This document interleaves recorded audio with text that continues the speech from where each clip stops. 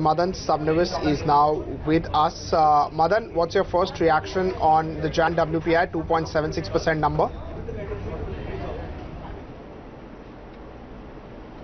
No, I think it's much lower than what we had expected, but I think given the fact that the CPI number also came down, notwithstanding we had the base effect, so to that extent I think the surprise has been mitigated.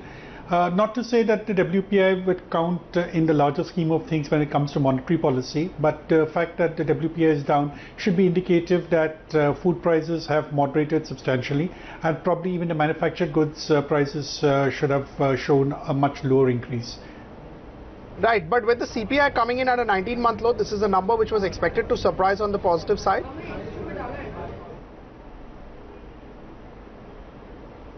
So that was also a surprise because we thought it would be moving closer towards the 3% mark last for January. But once we got to know that the CPI came down at 2.1%, it was but natural that a similar kind of adjustments also have to be made in the WPI, and that's the reason why it's not that kind of a big surprise. Though when we put out our own forecast, it was much higher when we had put in the WPI forecast. So I think there's a clear tendency of prices increasing at a much slower rate, which is definitely good news from the point of view of the government and consumers. Though I don't think it's been that good for both farmers as well as producers of manufactured products who require a certain basic inflation to keep their incomes and profits ticking.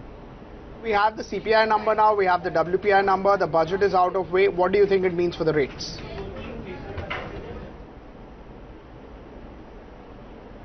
In terms of rates, I think the RBI has definitely given a signal that when they lowered the interest rates in the last policy, that they were looking more at something to do on the growth side. So while the inflation numbers have been largely benign, and even based on their own forecast for not just this part of the year, but even for the year going towards December, the numbers are going to remain in the region of 3 to 4%. It definitely means that we could be expecting more rate cuts. Now, whether it will be 25 or 50 basis points is of course arguable, depending upon how the inflation number pans out.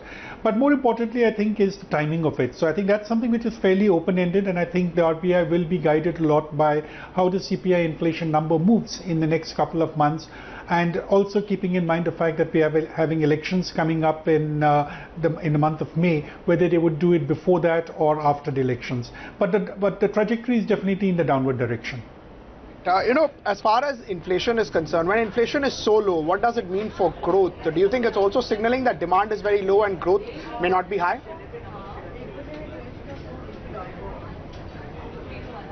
Now, if you're looking at the composition of inflation, I think both in terms of CPI and I'm quite sure also for the WPI, I think that's the cost side which has brought down inflation sharply. Because if you look at anything on the food or non-food inflation in terms of the agriculture, primary commodity space, I think it's more being driven by supply side factors. So I think when we are talking of farmer distress, we're talking of loan waivers, incomes not matching what was promised by the MSP. That's a clear reflection that when we are having low food inflation, low agricultural inflation, it's a case of saying that the farmers are not receiving the right kind of income.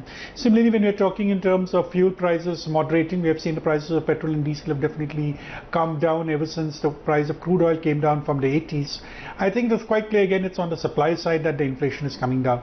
So it becomes a bit of a puzzle actually, because we are tackling a monetary policy on the basis of demand side inflation, when largely when we're looking at inflation has come down mainly because of supply side factors. Because I don't think it's monetary policy which has any bearing on food prices or fuel prices. That's being driven by external factors, how the monsoon behaves, how the output behaves, what kind of realizations the farmers get, or what happens to crude oil prices. Madan, thanks so much for giving us your first take on the WPI.